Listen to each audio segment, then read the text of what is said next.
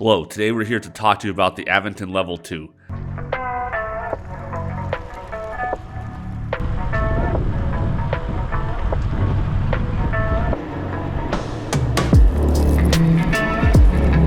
The Level is a commuter bike and is the most popular bike in Aventon's lineup. The Level 2 is the latest version of the Level and offers several improvements over the original Level. The biggest changes are a switch from a cadence sensor to a torque sensor and a new color LCD display. The Level 2 is a really enjoyable and friendly bike to ride. The torque sensor gives it a really natural feeling ride. It doesn't jump ahead as soon as the motor activates. It has a really comfortable seating position with just enough front suspension to soak up bumps and cracks in the pavement. Let's talk about some specs and features. The Aventon Level 2 is a Class 2 e-bike as delivered with a top speed of 20 miles per hour with pedal assist and throttle. It can be changed to a Class 3 e-bike with a top speed of 28 miles per hour in the pedal assist settings. And the throttle can also be removed to make it a Class 1 e-bike as well. The Aventon Level 2 has a published range of up to 60 miles, which is a 20-mile improvement over the Level. This is mostly due to a change to the torque sensor from a cadence sensor. The Aventon Level 2 weighs in at 62 pounds. This is the same as the original Level. The Level 2 is available in two frame sizes in both a regular and step-through frame. This gives it an overall rider size range from 4'11" to 6'4". The bike is powered by a 500 watt brushless motor in the rear hub. This is the same as the original Level. The battery is a 48 volt 14 amp hour using LG cells. The battery can be charged on or off the bike and is easy to remove. There is a secondary latch so you can't drop the battery by accident by turning the key. You do need to use the keys to remove the battery and to put the battery back into the bike. The pedal driveline is 8-speed using Shimano Altus components. It shifts smooth and is holding up well to lots of riding in hills. This is a fairly typical component group found in a lot of e-bikes. The bike has hydraulic disc brakes with 180mm rotors that provide plenty of stopping power with light finger effort. We do a range test on all our bikes here. The range test is basically a 12-mile ride out to a park, then a ride around a lake, which is another 8 miles, then 12 miles back. Basically, we do this at roughly a 15 mile per hour speed using the middle pedal assist level for one test and throttle only for the second test. The Level 2 went 44.5 miles using pedal assist level 2 going 15 miles per hour with the 250 pound rider. This was good. I was expecting to get at least 40 miles out of this bike with the 672 watt battery and wasn't disappointed. The Level 2 went 29.6 miles using throttle only going 15 miles per hour. I was happy with the distance we got with throttle only. It is right in line with other bikes we have tested with similar sized batteries and motors.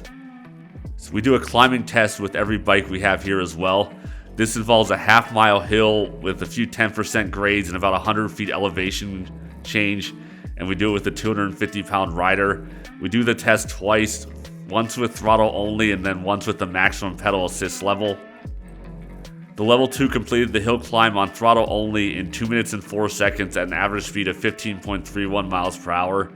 The Level 2 completed the hill climb using max pedal assist in 1 minute and 55 seconds at an average speed of 16.47 miles per hour. This is about the performance I expected from a 500 watt motor. The bike doesn't zoom up hills like a 750 watt bike will, but it does good and will handle most hills you'll find riding around town. Change to a 750 watt motor would have made the bike even heavier and also would have reduced the range unless they also enlarged the battery. Next, we did a speed test with the Level 2. We rode the Level 2 on flat ground on smooth flat pavement. I was able to get it to go 19.77 miles per hour using the maximum pedal assist with the default settings. Next, we tried throttle only.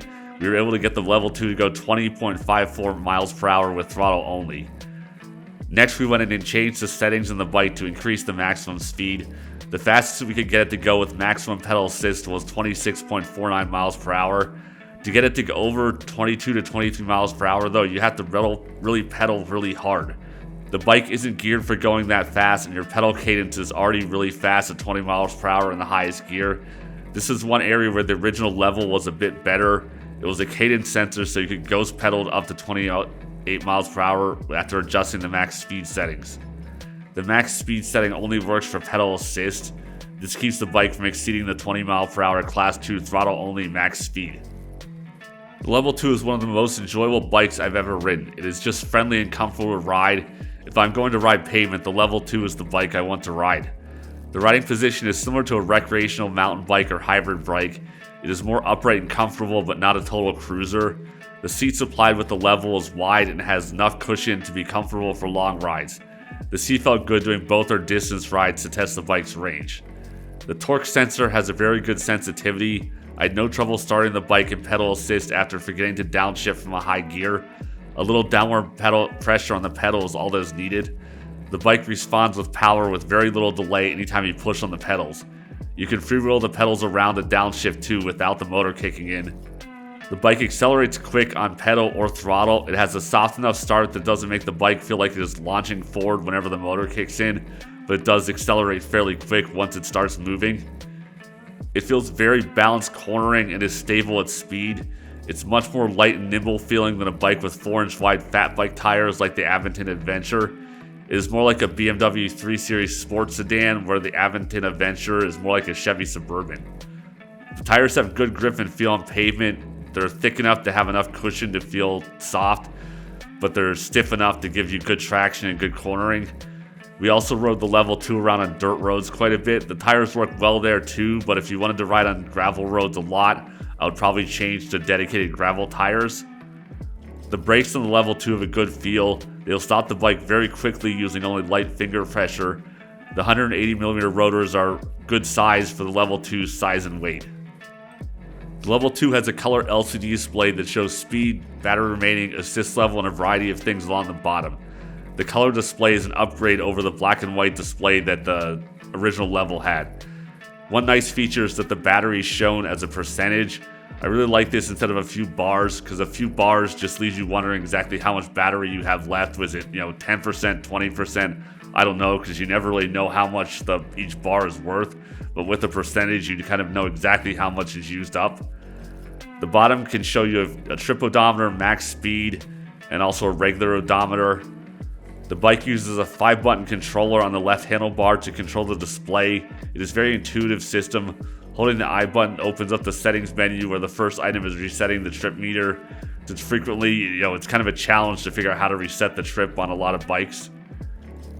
Aventon has a phone app that works with the Level 2. It lets you change some settings, such as the top speed under pedal assist.